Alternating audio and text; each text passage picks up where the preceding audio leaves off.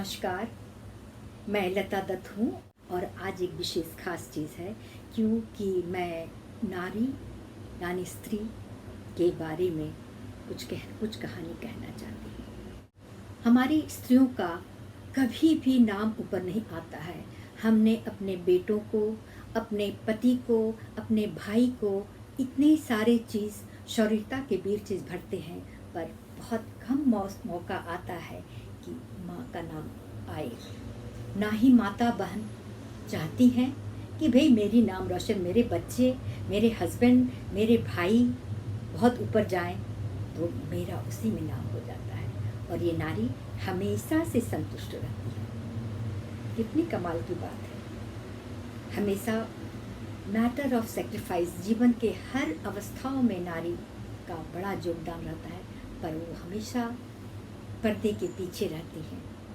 ऐसे ही कुछ कहानी, क्योंकि ये सब कहानियाँ आती नहीं हैं, तो ऐसे ही कुछ कहानी मैं जीजाबाई, शिवाजी की माता के बारे में कह रही हूँ। जीजाबाई के बारे में बोलने के पहले मैं एक कविता लिखी हूँ, उसको मैं दोहराऊंगी।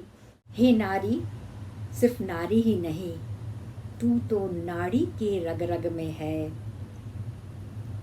शौर्य की गाथा भर सकती हो मानव काय में भर भर के।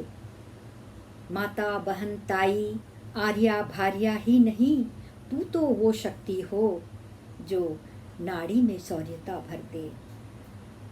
बना वीर राणा शिवा शास्त्री और अब्दुल कलाम सावरकर, ये तेरी गरिमा ही है कि तुमने इसे बनाया है।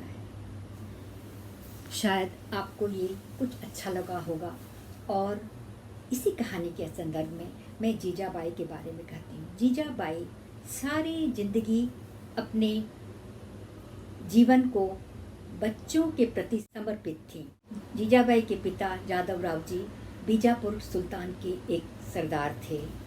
उसके अंदर में माले राव जी भी रहते थे। माले जी का एक पुत्र था साऊ जी, और यादव राव जी के एक पुत्री थी जीजाबाई। बहुत ही कम उम्र में दोनों का रिश्ता हुआ, क्योंकि वो सामंत का ज़माना था और बहुत ही कम उम्र में लड़कियों की शादी हो जाया करती थी। जीजाबाई दुल्हन बन के अपने ससुराल आईं और समय गुजरा। 2 पुत्र रत्न उन्होंने प्राप्त किए, पर अपने पिता और पति के बीच में कुछ अनबन था, कुछ मनमुटाव था, जिसके बदौलत यहाँ तक हो गया कि उनके पति ने उनको छोड़ देने के लिए बोला। जीजाबाई बोली, मैं पिता के घर नहीं जाऊंगी क्योंकि मैं शादी करके आपके साथ आई हूँ। तब साऊ जी ने उनको एक छोटा सा जागीर पूना का दे करके वो चले गए और फिर उन्होंने शादी की। जीजाबाई छोटी से ज़मीन में अपने दोनों बच्चों का परवरिश की। बहुत छोटा ही उम्र था, पर उन्होंने बचपन में रामायण महाभारत और कितने वीर शौर्य की कहानियाँ गाथाओं से वो परिचित थीं। वो सारा चीज़ का वो बीज शिवाजी और शांभाजी को दिया, और शिवाजी को वो देवपुत्र भगवती के पुत्र मानती थी।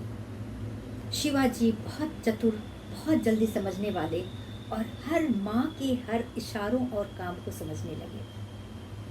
13 साल की उम्र में मात्र उन्होंने अपना एक सेनापति का एक काम किया, पद संभाला, छोटे मोटे बालकों के साथ मिलकर करना शुरू किया।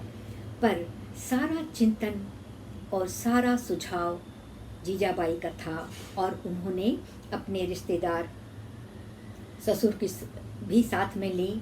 साथ साथ समर्थ रामदास जी उसमें मौजूद थे, जो कि शिवाजी के गुरु भी थे।